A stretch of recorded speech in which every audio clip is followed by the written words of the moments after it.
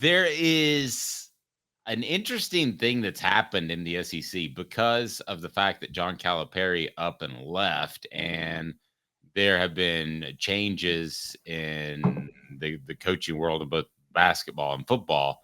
You have seen a situation in which there are not a lot of great combinations of men's football coaches and basketball coaches.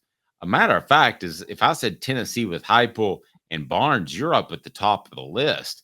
Kalen DeBoer does have a college football playoff, so when you put him with Nate Oates at Alabama, that's probably number one, I would have to say. And then who else are we talking about? You can't say Georgia. They weren't good at basketball. Who's the best combination right now other than those two that I mentioned? I've got it in my column and somehow I can't remember it. It's you had Auburn, Alabama, and Tennessee, basically. And Auburn's risky because Pearl has had NCAA both of them have had NCAA violations. And Hugh Freeze has had NCAA issues. So and both like younger women. Yes, both like younger women. I don't know what you do there. As far as if you're another athletic department, are you more apt to pull a trigger when you've only got 3 schools that scare you in football and men's basketball? That just doesn't seem right. Brought to you by Newbrook Collision Center. For over 50 years, Newbrook Collision Center has East Tennessee's best choice for quality repair work and fantastic customer service. Go to joenewbrookcollision.com, joenewbrookcollision.com. I don't expect for any second, Caleb, to have 8 or 9 programs that are competing for championships in men's basketball or football, but I don't think that having 3 or 4 in the SEC is out of the realm of possibility. Yeah, it's weird because it's usually for most of the schools have one great coach and one of them that I'm pretty set on, and then the other one is just very iffy. And it's weird because John Adams and I talked about this a couple of weeks ago when he was on our show.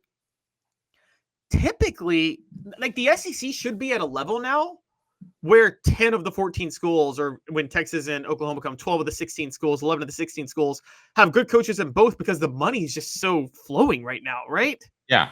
And it's absolutely weird that it's just those 3. Now, I want to throw a wild card out there, which I want to point out, which is that I do think Ole Miss has 2 good coaches, Lane Kiffin and Chris Beard. It's just that's more toxic than Auburn, honestly, having those 2 coaches. I got a wild card for you as well, and that's Kentucky, because don't we think that Kentucky's going to be able to hire a high-level coach? Until they get Billy Gillispie again. I'm kidding. Yeah, I mean, you're right. They've had a bad run, a couple of Billies. But they, I believe, are going to hire a good basketball coach.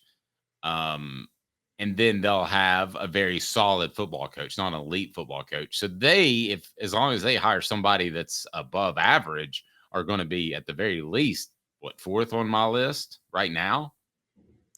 Yeah, you would think, because I do think Mark Stoops does as good of a job as you can do at Kentucky in football. Yeah, but I'm not willing, and I don't think you are either, based off of our conversations. I'm not willing to deem him the next Paul Bear Bryant because he's got Kentucky respectable. It takes a little bit more than that. Travis says, I hope they keep Mark Stoops forever. I kind of tend to agree with you. He seems like a guy who you can just beat up on, and he's okay with it.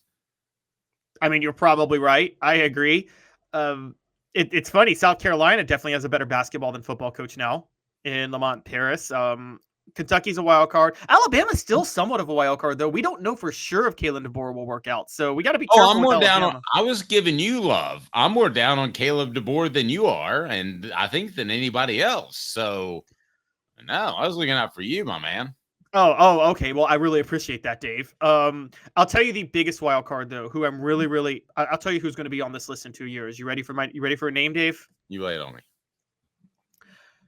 Mississippi State. They have Chris Jans as their basketball coach. He's done a very good job his first 2 years there. And I'm telling you guys, Jeff Lebby is going to work out there. That was the most underrated hire in college football this past year, Jeff Lebby. I think Jeff Lebby is going to have them in a bowl game his first year. I'm not ruling that out. I think you can do those sorts of things. And I think Levy's offense would be kind of like a triple option at Georgia Tech back in the day. I think they're tough to prepare for in the middle of the season. I think Josh Heupel benefits from that as well. When you're preparing for pro-style offenses. It's not a huge monster difference, but it's a significant difference. It's exactly what, to your point on that, that's exactly why Bruce Pearl was successful when he first got to Tennessee. Yes, he had a roster, but remember how much of the SEC was a half-court game when Bruce Pearl got there? And in the middle of the season, you had to play this team that runs up tempo the whole time? Yes. And what did our guy John Adams do? Did he write an article in Caldwell saying that he thought it was a joke when they hired her?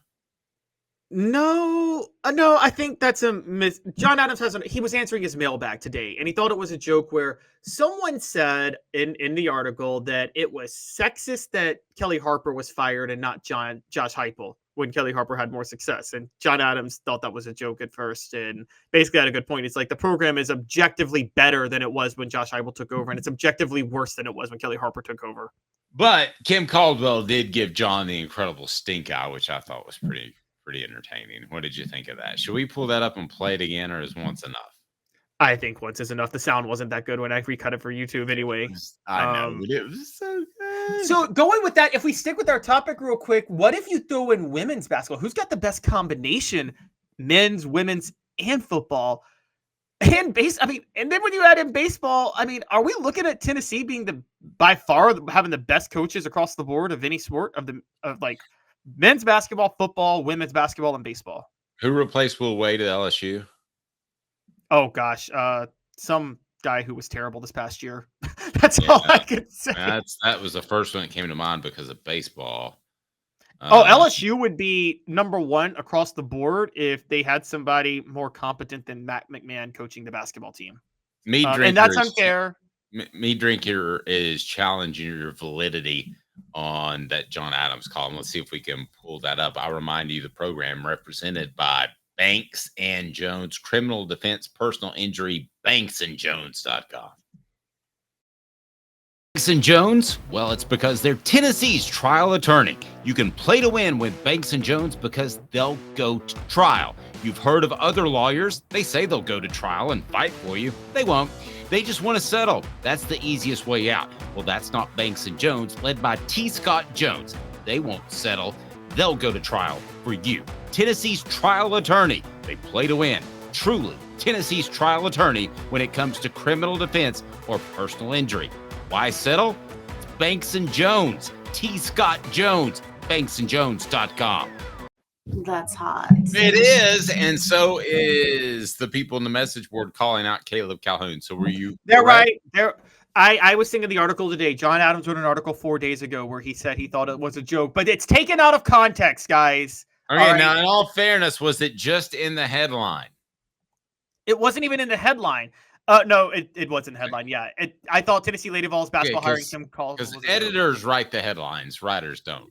Yes, exactly. In most newspapers, that's the case, guys. But what John Adams said was, he said, I thought it was a joke because it was tweeted by a renowned social media satirist who, as far as I know, has never posted anything truthful. I think I know who he's referring to, and I did see that.